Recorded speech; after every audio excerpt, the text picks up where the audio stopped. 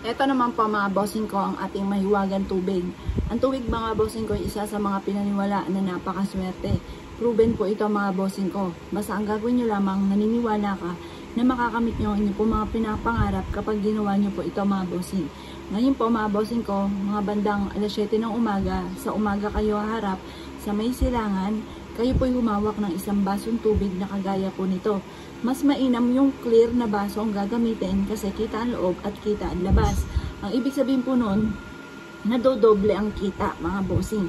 Kasi nakikita nyo na siya sa loob, nakikita nyo pa siya sa labas mga bossing. At ang tubig ay isa sa mga pinakamabisang humihigop ng negatibong enerhiya. Kaya ang tubig ay isa sa mga pinaniwalaan na napakaswerte mga bossing. Ang gagawin nyo lamang, ibubulong sa tubig ang lahat ng nais ninyo na maganap sa buhay ninyo. Halimbawa, panalangin ko na magkaroon ako ng maraming pera para makabayad ako sa aking mga pagkakautang. Panalangin ko na magkaroon ako araw-araw na malaking benta. Doon ang mga pag-wish na walang gamit na sana, direct to the point mga bossing. Basta naniniwala ka na makakamtan nyo ang inyo pong mga ninanais ay walang imposible mga bossing. Lalo-lalo na kung pagkatapos nyo itong gawin ay dadagdagan nyo palalo ang sipag at tiyaga. Minsan kasi may mga pagkakataon na masipag tayo, matyaga, pero parang lagi pa rin minamalas. Kaya mas mainam mga bossing ko ay gawin natin ang mga gatong mga pamamaraan upang sa ganon, mag-goodbye kamalasan na po tayo mga bossing. Proven po ito na napakaswerte. Mag-wish na mula sa inyo pong puso, taimtim na panalangin mga bossing, at kayo mismo maa-amaze sa dami ng mga blessing na darating sa buhay po ninyo. Ngayon pa mga bossing ko, i-wish nyo na lahat ng nais ninyo na walang gamit na sana, direct to the point. Sabihin nyo po ay magkakaroon ako araw-araw na malaking benta at magiging matagumpay ako sa buhay. Siksikliglig at umaapot maraming blessing ang darating sa akin bawat buwan or bawat taon. Hindi na ako kailanman mamalasin at marami pang pera ang darating sa akin, makakamit ko ang aking mga pinapangarap. Or kaya po mga bossing ko ay ganito. Ang aking karamdaman ay pinapanalangin ko na mawala na.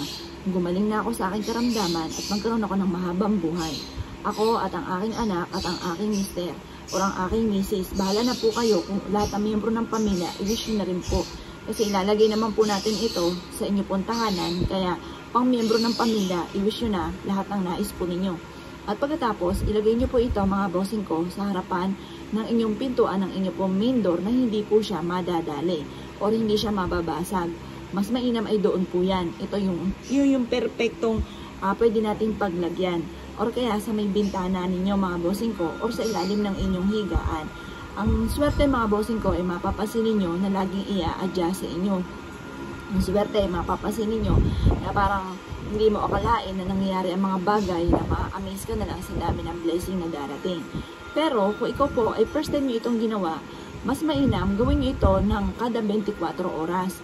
Kada 24 oras, itatapon nyo po ang tubig sa lababo at pagkatapos hugasan itong mabuti at palitan ulit ng panibago na tubig at mag-wish ka muli sa may silangan ng mga bandang alas 7 ng umaga. Pero kung ito po ay lagi-lagi nyo nang ginagawa nakalipas na ng 1 linggo, pwede naman po mga bossing ko kapag nagdumi na ang tubig, sa kanyo na lang ito palitan. Ito pa mga bossing ko ay nagdudulot ng swerte.